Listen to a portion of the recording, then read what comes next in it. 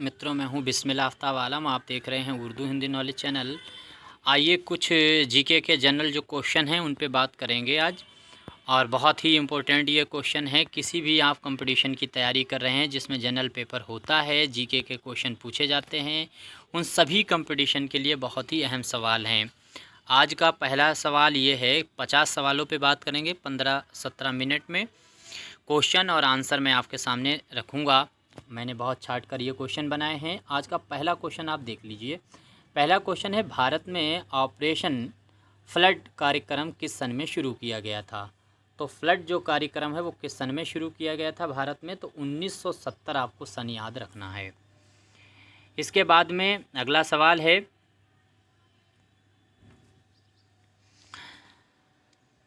है, कि 2022 में चीन का सबसे अधिक चीनी का सबसे उत्पादक राज्य कौन सा है?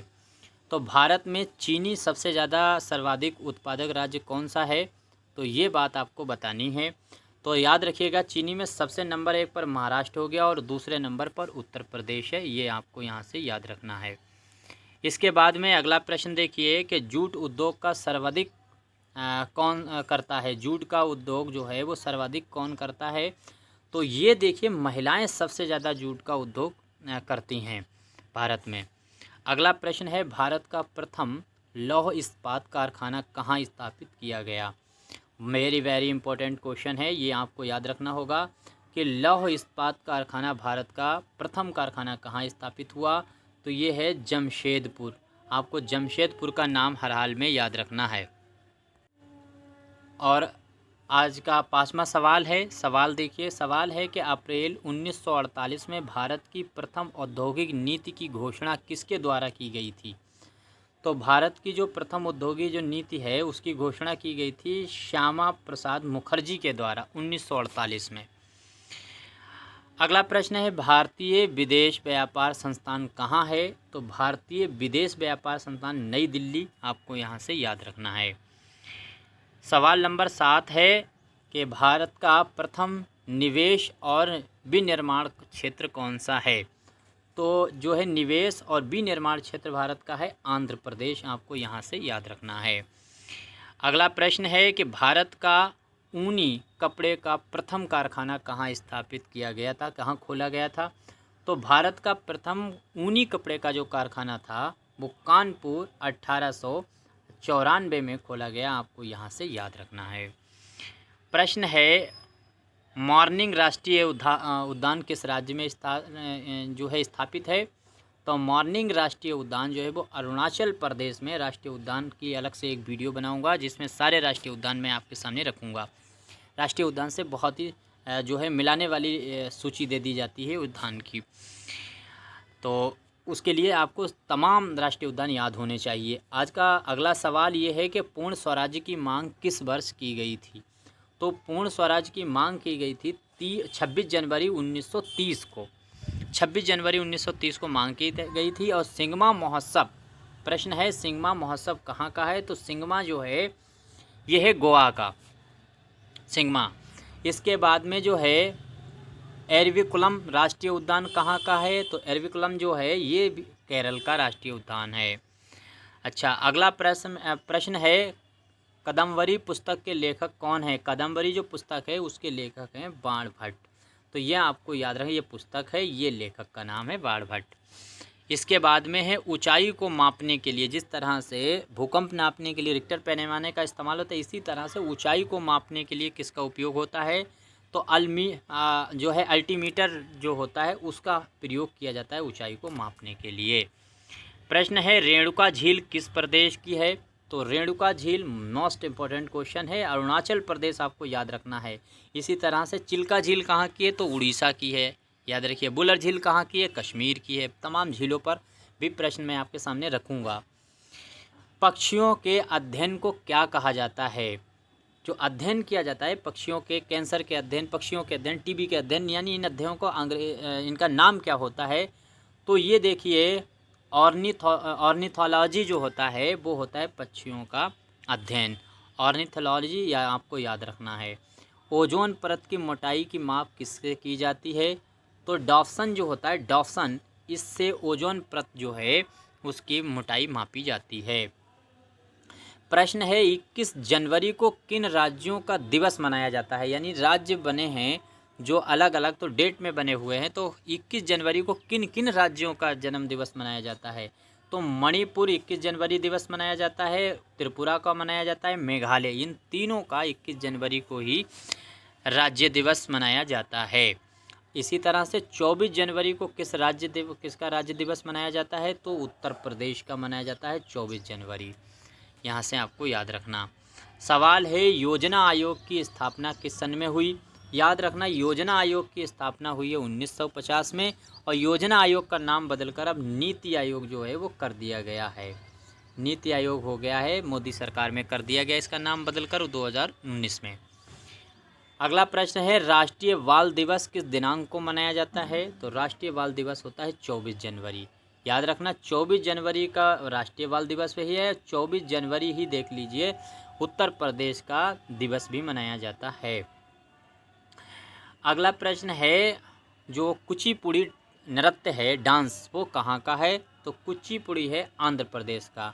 नौटंकी पूछा जाए, नागिन डांस पूछा जाए, ये कहाँ, उत्तर प्रदेश है। भंगड़ा गिद्धा पूछ लिया जाए तो ये पंजाब के हैं। इसके बाद में नलवाना पक्षी अभयारण्य किस राज्य में है। तो नलवाना पक्षी अभयारण्य याद रहे उड़ीसा का है। प्रश्न है भारत के प्रथम वास्तुकला, इसको अंग्रेजी में आर्किटेक्चर कहते हैं, इसमें प्रतिशत जो पुरस्कार मिला है वो जीतने वाले भारत के प्रथम व्यक्ति कौन हैं। तो बालकृष्ण दोशी जो हैं वो ऐसे वास्तुकला के जो इंजीनियर हैं जिनको प्रतिशत पुरस्कार दिया गया है, वो पहले प्रतिशत पुरस्कार जीतने वाले भारतीय हैं। कान्हा राष्ट्रीय उद्यान किस राज्य का है। तो कान्हा याद रहे मध्य प्रदेश का कान्हा राष्ट्रीय उद्यान है, ये आपको यहाँ से याद रखना है। पंचायतों का गठन संविधान के किस अनुच्छेद में है। तो पंचायतों का गठन है अनुच्छेद 40, यहाँ से आपको नोट कर लेना है। विक्रम साराभाई अंतरिक्ष केंद्र कहाँ स्थापित किया गया है। तो राज्य पूछे तो केरल, शहर अगर शहर को पूछता है तो तिरुवनंतपुरम को याद रखना है। अच्छा, अब एपीजे अब्दुल कलाम जो द्वीप है वो कौन सा, किस राज्य में द्वीप है। उड़ीसा में एपीजे अब्दुल कलाम के नाम से द्वीप रखा गया है, नाम द्वीप का नाम कर दिया गया है। भारत में किन दो अर्थशास्त्रियों ने नोबेल पुरस्कार जीता है। तो नोबेल पुरस्कार जीतने वाले दो भारतीय कौन हैं। तो अमर्त्य सेन जो और इसके बाद में अभिजीत बनर्जी का नाम आपको याद रहे। वाल्मीकि राष्ट्रीय उद्यान किस राज्य में है। तो वाल्मीकि राष्ट्रीय उद्यान है बिहार में। याद रखना, यहाँ से भी इम्पोर्टेंट क्वेश्चन है, याद रखना पड़ेगा आपको। सतीश धवन यानी अंतरिक्ष केंद्र किस जगह पर स्थापित किया गया है। तो हरिकोटा आंध्र प्रदेश में ये स्थापित किया गया है, ये आपको यहाँ से याद रखना है, हरिकोटा। जापान की संसद का क्या नाम है, कई बार पूछा है जापान की संसद का नाम। तो डाइट जो है जापान की संसद है, डाइट। इसके बाद में टाइगर प्रोजेक्ट किस सन में पारित हुआ। टाइगर प्रोजेक्ट अधिनियम कब पारित हुआ। तो 1973 में।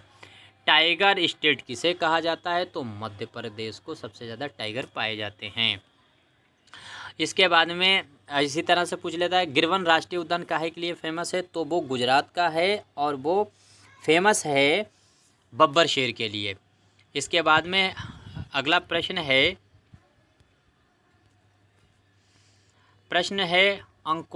अंकोर वाट का मंदिर कहाँ स्थित है। तो ये अंकोर वाट जो मंदिर है ये कंबोडिया में है, अंकोर वाट मंदिर, ये याद रखा। अब ये दो क्वेश्चन बहुत इंपॉर्टेंट है, ये देख लीजिए। पहले जनगणना जो है वो किस सूची का विषय है। जनगणना याद रखना ये है संघ सूची का विषय, और जनसंख्या किस सूची का विषय, ये समवर्ती सूची का विषय। याद रखना दोनों बातें। अगला प्रश्न है जिम कॉर्बेट राष्ट्रीय उद्यान जो भारत का सबसे पुराना राष्ट्रीय उद्यान है उसका नाम बदलकर क्या कर दिया गया है। तो रामगंगा उसका नाम बदलकर कर दिया गया है। इसके बाद में अगला प्रश्न है कि संविधान साक्षरता अधिनियम कहाँ शुरू किया गया। तो संविधान साक्षरता अधिनियम, तो इस तरह से संविधान इसका रामगंगा नाम कर दिया गया है। और याद रहे संविधान जो है, संविधान का अभियान शुरू किया गया, संविधान साक्षरता अभियान कहाँ शुरू किया गया। तो ये आपको याद रखना है, संविधान साक्षरता जो है वो अभियान शुरू किया गया है केरल में। तो केरल आपको यहाँ से याद रखना है। अगला प्रश्न है भारत का वर्ल्ड मैन किसे कहा जाता है। वर्ल्ड यहाँ पे वर्ल्ड गलत लिख दिया है। वर्ल्ड मैन, वर्ल्ड माने चिड़िया, वर्ल्ड मैन किसे कहा जाता है, तो सलीम अली को कहा जाता है भारत का वर्ल्ड मैन। ये चिड़ियों से बहुत प्यार करते हैं। अगला है भारत का महाविभाजन काल किस समय को कहा जाता है, तो भारत का महाविभाजन काल आपको याद रखना है, ये कहा जाता है 1911 से 1921 के मध्य का काल, और इसी में जनसंख्या नकारात्मक वृद्धि हुई थी। इसके बाद में बॉम्बे स्टॉक की स्थापना कब हुई है, तो बॉम्बे स्टॉक जो शेयर मार्केट का है उसमें उसकी स्थापना हुई 1875 में।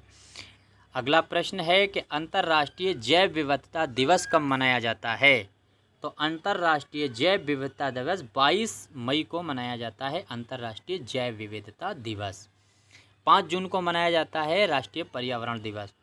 इसके बाद में विश्व पर्यावरण दिवस। इसके बाद में 12वीं पंचवर्षीय योजना का उद्देश्य क्या था, तो सतत विकास जो है सस्टेनेबल डेवलपमेंट जो था वो 12वीं पंचवर्षीय योजना का उद्देश्य था।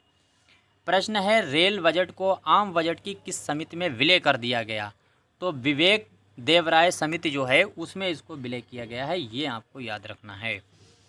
साइलेंट वैली कहाँ है, ये क्वेश्चन मुझको गलत लग रहा है। साइलेंट वैली जो है वो केरल में है, यहाँ पर केरल टाइप किया गया है, लेकिन मेरे ख्याल से साइलेंट वैली देख लीजिएगा। साइलेंट वैली जो है वो सुंदरवन को कहा जाता है। कच्छ के रण जहाँ पाए जाते, कच्छ की वनस्पति जहाँ पाई जाती है, उष्णकटिबंधीय भी उसे कहा जाता है, और वो है बंगाल में।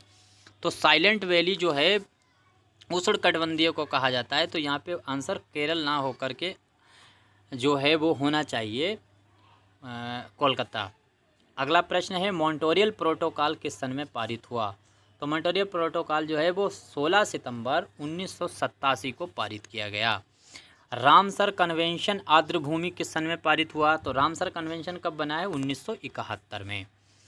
सवाल है कि विश्व बैंक का मुख्यालय कहाँ स्थित है, तो विश्व बैंक का मुख्यालय डीसी में है, वाशिंगटन डीसी जो है वहाँ विश्व बैंक का मुख्यालय है। और आज का आखिरी प्रश्न है कि अशोक ने 268 ईसा पूर्व में कलिंग विजय किया था।